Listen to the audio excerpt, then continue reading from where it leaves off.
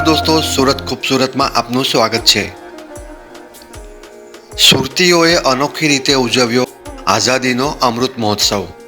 પહેલી બંધારણ સભામાં ભારતના પ્રથમ વડાપ્રધાન પંડિત જવાહરલાલ નહેરુએ ઐતિહાસિક વાક્ય ઉચ્ચાર્યું, જ્યારે મધ્યરાત્રિનો ટકોરો પડશે તે સમયે જ્યારે જગત નિંદ્રામાં હશે ત્યારે ભારત જાગૃત થશે, જીવંત અને સ્વતંત્રતાનો શ્વાસ લેશે। 14મી ઓગસ્ટ 1947ની મધ્યરાત્રિએ 12:01 પંડિત જવાહરલાલ નહેરુએ રાષ્ટ્રધ્વજ લહેરાવ્યો હતો।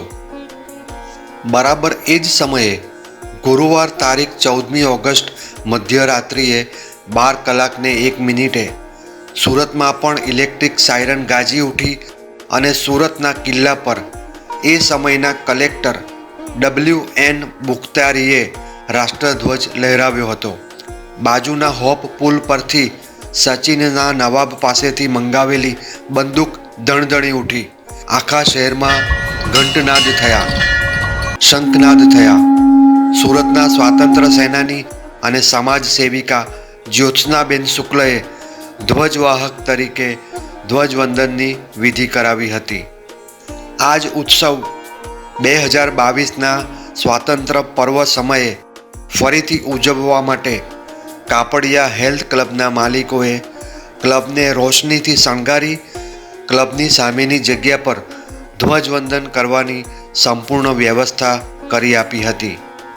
આ ઉત્સવમાં સુરતની 20 જેટલી અગ્રણી સંસ્થાઓએ ઉત્સાહપૂર્વક ભાગ લીધો હતો। મહિધરપુરા દાળિયા શેરીના યુવાનોએ ખૂબ ગીત વગાડી હતી।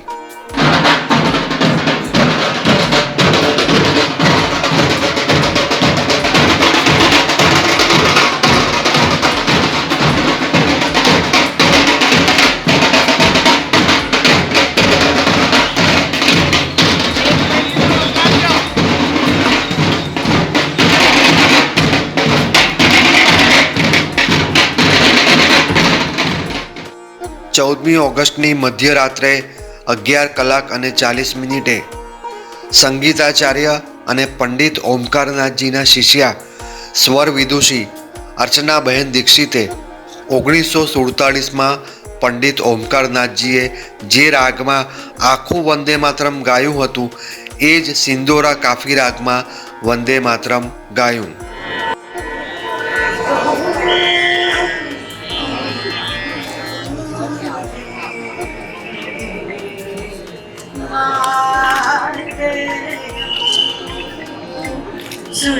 सुजलाम सुफलाम मलयज शीतलाम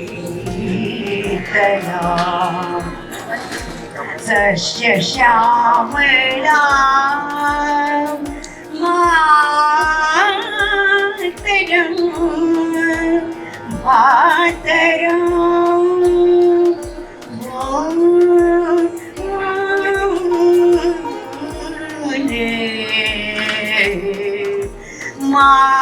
मातरम शुभ्र ज्योत्सना पुलकित यामिनी फुल्ल कुसुमिता द्रुमदल शोभिनी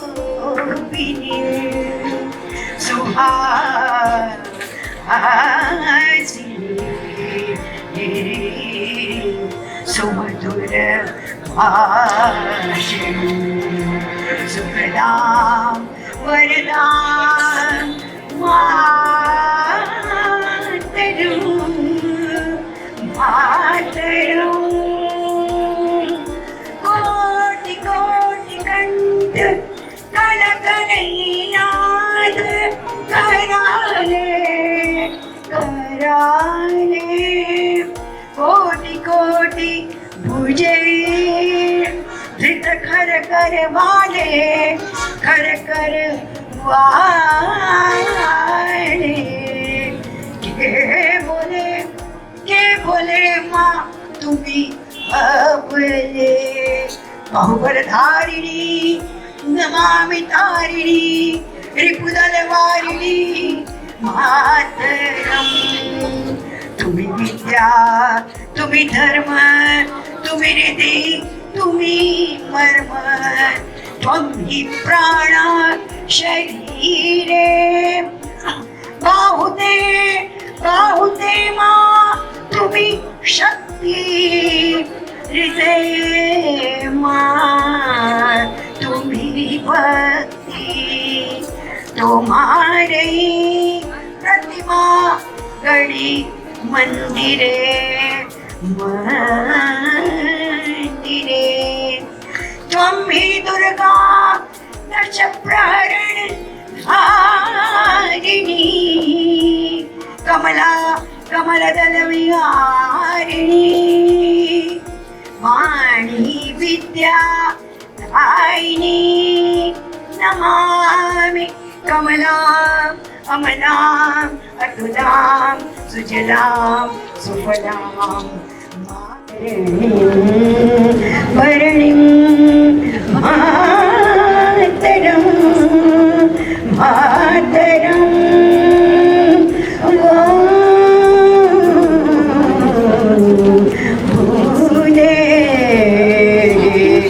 मातरम।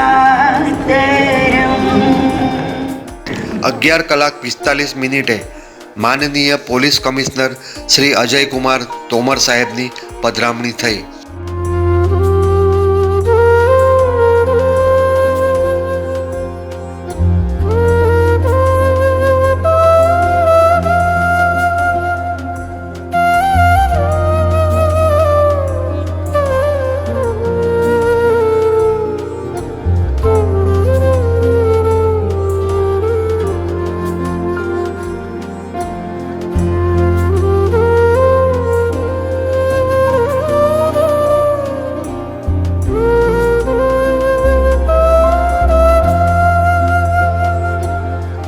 આઝાદી એક એવી વસ્તુ છે કે જે છે એના કરતાં નહીં હોય તો એનું દુઃખ 1000 ગણું છે, તો 1000 ગણું દુઃખ દૂર રહે।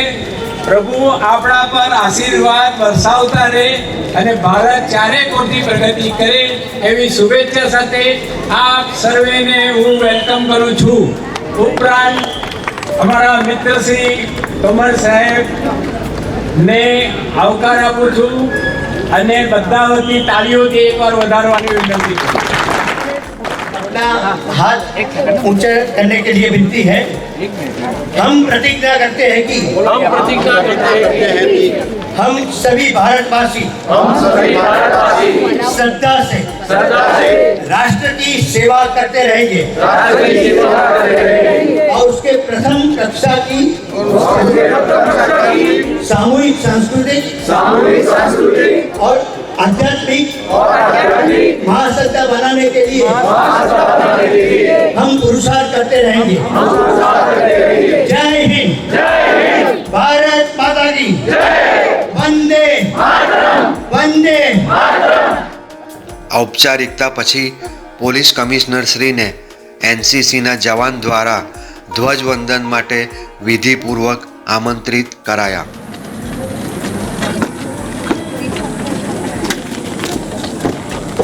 श्रीमान 75th इंडिपेंडेंस डे पर मैं आपको ध्वजारोहण के लिए आमंत्रित करता हूं सर, कृपया आप मेरे साथ चलिए।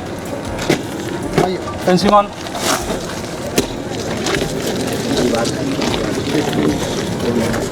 બરાબર 12:30 સૂર્યપુર સંસ્કૃત પાઠશાળાના વિદ્યાર્થીઓએ સંસ્કૃતમાં સેકન્ડ ગણવાનું શરૂ કર્યું। 48, 49, 50, 51, 52, 53, 54, 55, 56, 57, 58, भारत माता की एक साथ सलामी दे, सलामी दे।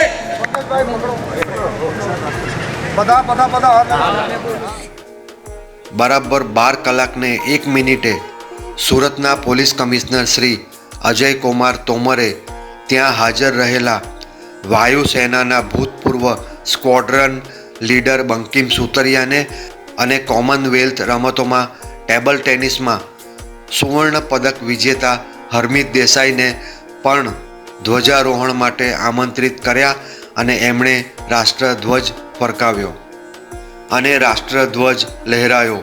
વાતાવરણ વંદે માતરમ અને ભારત માતાના જય ઘોષથી ગાજી ઉઠ્યું અને મેઘરાજા પણ ઉત્સાહમાં ધોધમાર વરસી પડ્યા. રાષ્ટ્ર રંગે રંગાયેલા અને વરસાદથી ભીંજાયેલા સુરતીઓએ ઉત્સાહભેર રાષ્ટ્રગીત ગાયું.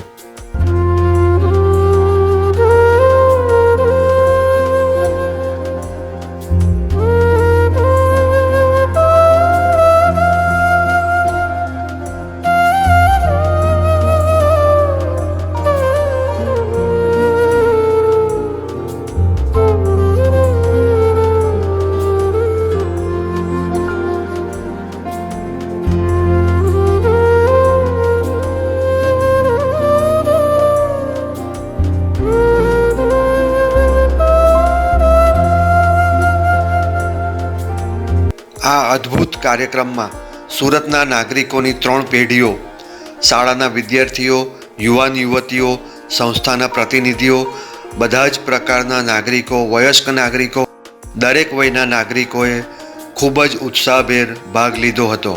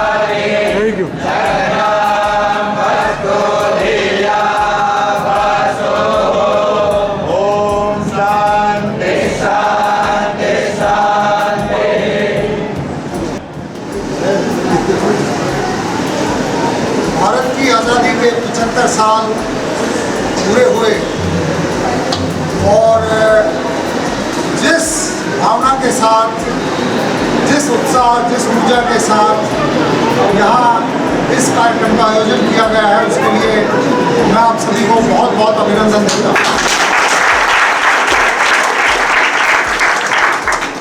भारत जिस समय आज़ाद हुआ था वो एक युग ऐसा था इतिहास में जब बहुत सारे देश साम्राज्यवाद के चंगुल से छूट के आज़ाद हो रहे थे. भारत आज़ाद हुआ, उसके कुछ समय बाद चीन भी आज़ाद हुआ, उसके कुछ समय के बाद एक छोटा और देश भी आज़ाद हुआ था. 1959-60 में सिंगापुर की एक महत्वाकांक्षा थी कि सिंगापुर क्या कभी कलकत्ता जैसा बन पाएगा. सिंगापुर के लोग ये सोचते थे कि कोलकाता जो पुराने समय से ब्रिटिशर्स की एक बड़ी फैक्ट्री रहा, बड़ा हेडक्वार्टर रहा, पूरे हिंदुस्तान का पाटनगर भी था बहुत लंबे समय 1911 तक, क्या ऐसा हो पाएगा. और 1960 से शुरू हुई वो कहानी जो सिंगापुर के लोग ये सोचते थे कि मलेशिया जैसे या कोलकाता जैसे क्या हम कभी हो पाएंगे. 20, 25, 30 साल में सिंगापुर दुनिया के सबसे लीडिंग कंट्रीज में से एक बन गया. हमारे लिए ये एक एग्जाम्पल है.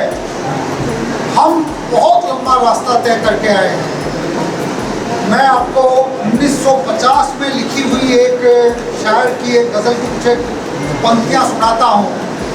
लंबे समय की अंग्रेज़ों की गुलामी के बाद जब हिंदुस्तान आज़ाद हुआ तो फैज़ अहमद फैज़ ने एक नज़्म लिखी थी. उनको खुशी नहीं हुई थी. ये दाग दाग उजाला, ये शब गजीदा शहर, हमें इंतज़ार था जिसका ये वो शहर तो नहीं. 50 में उनको वो मज़ा नहीं आया था कि रात के नागों की, रात के सांपों की डसी हुई ये रात से निकल के हमें जिस सुबह का इंतजार था, ये वो शहर तो नहीं, वो सुबह तो नहीं है। गरीब आदमी के लिए, मजलूम के, पिछड़े के लिए 1950 तक की आज़ादी जैसी लगती नहीं थी। ये दाग दाग उजाला, ये शब गजीदा शहर हमें इंतज़ार था जिसका, ये वो शहर तो नहीं, ये वो शहर तो नहीं जिसकी आरज़ू लेकर चले थे यार के मिल जाएगी कहीं ना कहीं सुबह के दश्त में तारों की आखिरी मंजिल, कहीं तो जाके रुकेगा सफीना है गमे दिल। ये दाग दाग उजाला, ये शब गजीदा शहर, ये बात 1950 की। यानी लगता नहीं था हिंदुस्तान आज़ाद हुआ। 1960 के दशक में एक कवि थे भवानी प्रसाद मिश्र, उन्होंने एक लंबी कविता लिखी थी जिसको इंग्लिश लिटरेचर के जानकार लोगों को पता होगा। एक इंग्लिश की बड़ी शानदार कविता है द वेस्टलैंड, उसके टक्कर की एक कविता हिंदी में लिखी गई अंधेरे में। अंधेरे में बड़ी चीज़ों के बारे में था कि हिंदुस्तान अभी भी टटोल रहा है, ढूंढ रहा है, जिसका स्वप्न था वो आज़ादी, वो सुबह अभी भी नहीं आई थी। तो 1960 में भवानी प्रसाद मिश्र ने जो कविता लिखी उसमें एक पागल आदमी होता है। सच्ची बात पागल आदमी ही बोल पाता है, वो बीच बीच में कुछ बातें बोलता है, उनमें से एक जो उसने बातें बोली थी, लेकिन याद रखिए ये बात 1960 के बारे में थी। ओ मेरे आदर्शवादी मन, ओ मेरे सिद्धांतवादी मन, अब तक क्या जिया, जीवन क्या जिया, अब तक क्या किया, जीवन क्या जिया। भोगवादी बन अनाथ बन गए, भूतों की शादी में कनात से तक गए, इसी व्यभिचारी के बन गए बिस्तर। तन मन धन करुणा सी माँ को हंकार दिया, देश प्रेम बाप को घर से निकाल दिया, स्वार्थों के टेरियर कुत्तों को पाल लिया।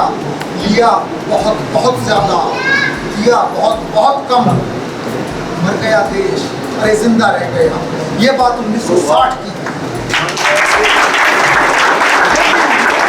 इसके बाद आज़ादी के 30 साल हुए, 40 साल हुए, 50 साल हुए, अब 75 साल हुए, और आज के भारत का प्रतीक है हरमीत देसाई। कहाँ है हरमीत? उस हिंदुस्तान का प्रतीक है। आज के हमारे कॉमनवेल्थ गेम्स में जो चैंपियंस हैं, कौन कौन चैंपियन हुए हैं? लक्ष्य सेन बैडमिंटन में चैंपियन हुआ, हरमीत देसाई और उसकी टीम टेबल टेनिस में चैंपियन हुई, एल्डोस पॉल ट्रिपल जंप में गोल्ड मेडल जीता, अविनाश साबले ने स्टीपल चेज में मेडल जीता, विजय शंकर ने सिल्वर मेडल जीता, और बहुत सारे बॉलर्स की टीम भी हमारी जीती, और शूटिंग में जीते, रेसलिंग में जीते। इसका मतलब है हिंदुस्तान जाग रहा है, हिंदुस्तान जाग गया है। रास्ता बहुत लंबा है। ये ऋषि कुमार हमारे सामने हमारी वैदिक संस्कृति को याद दिला रहे थे। मैं मानता हूँ कि आज़ादी में इधर रोहित भाई खड़े हैं, पंकज भाई खड़े हैं, आशीष भाई खड़े हैं, घोड़ावाला भाई खड़े हैं, आप सभी हैं। उधर वो जयंती भाई भी खड़े हैं। कहाँ है जयंती भाई? आगे आओ भाई, आगे आओ। जयंती भाई को देख के आप लोगों को लगता नहीं होगा कि ये टायरलेस आदमी है। ये 5 किलोमीटर दौड़ते हैं, 10 किलोमीटर दौड़ते हैं, 20 किलोमीटर दौड़ते हैं, ये 42 किलोमीटर भी दौड़ते हैं। हिंदुस्तान के प्रतीक हैं। वकील साहब खड़े हुए हैं। हर कार्यक्रम में सबसे जोरदार स्माइल के साथ ये खड़े होते हैं। Surat is a beautiful city, Surat is a very special city. Pankaj भाई हैं, इनकी स्माइल कभी खत्म नहीं होती।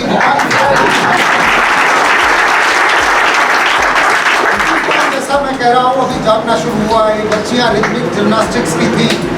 मैं इनको बात कर रहा था कि एक जिम्नास्ट थी नाडिया कॉमेनेसी 1976 में, जिसने पहली बार ओलंपिक्स में 10 आउट ऑफ 10 का स्कोर लिया था। ये प्रतीक है उस चीज़ की। ये 10 आउट ऑफ 10 के लिए ट्राई कर रही हैं। हिंदुस्तान 10 ऑफ 10 के लिए ट्राई कर रहा है। जो वीरता, मैं बॉर्डर पे रहा हूँ, 5 साल में IGPSF रहा। पंजाब का, जम्मू का बॉर्डर भी मैं देखता था कुछ समय तक के लिए। फिर मैं गुजरात और राजस्थान का पाकिस्तान बॉर्डर देखता था। लेकिन देशभक्ति सिर्फ बॉर्डर पे खड़े रहने से नहीं आती है। देशभक्ति, आप लोग चाहे डायमंड की फैक्ट्री चलाते हैं, जितना बढ़िया आप डायमंड कटिंग पॉलिशिंग करेंगे, उससे फॉरेन एक्सचेंज आप लोग अर्न करते हैं, जिससे देश आगे बढ़ेगा। आप टेक्सटाइल की मिल चलाते हैं, चैम्बर ऑफ कॉमर्स चलाते हैं। जब ये देश आगे बढ़ेगा, पर कैपिटा इनकम आगे बढ़ेगी, टोटल जीडीपी आगे बढ़ेगी, तब देश महान बनेगा। छोटे बच्चे हैं, इनके चेहरों पे जब चमक होगी, इनके अंदर ज्ञान होगा, इनके शरीर में ताकत होगी, इनकी आंख में चमक के साथ हिंदुस्तान के चेहरे पे चमक बढ़ेगी। यहाँ हम और आप सब लोग देशभक्ति में किसी से सीखने की जरूरत नहीं है। आप लोग जो कार्य कर रहे हैं उसको अपनी सर्वश्रेष्ठ ताकत के साथ करें।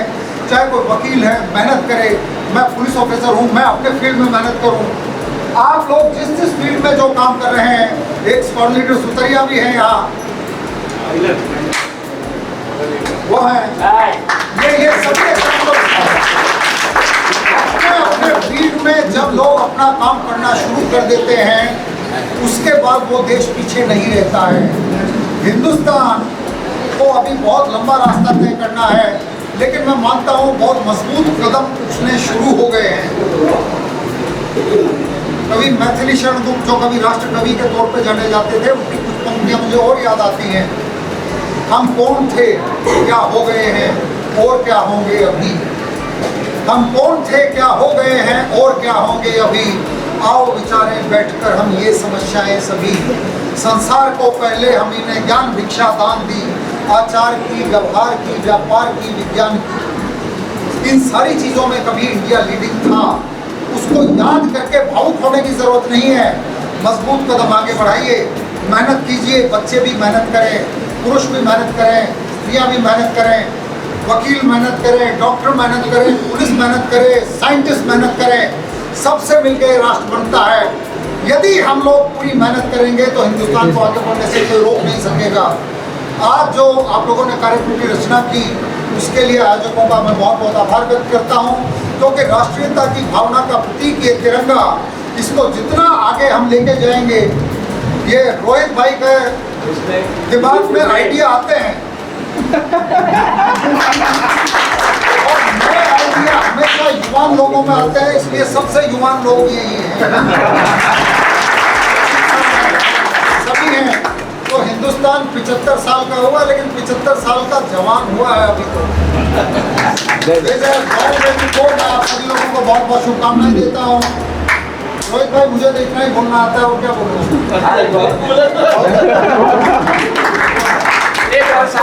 आप लोगों को भारत माता की जय। जय हिंद, जय जय गरवी गुजरात। मेहनत कीजिए, आगे बढ़िए, आनंद करते रहिए।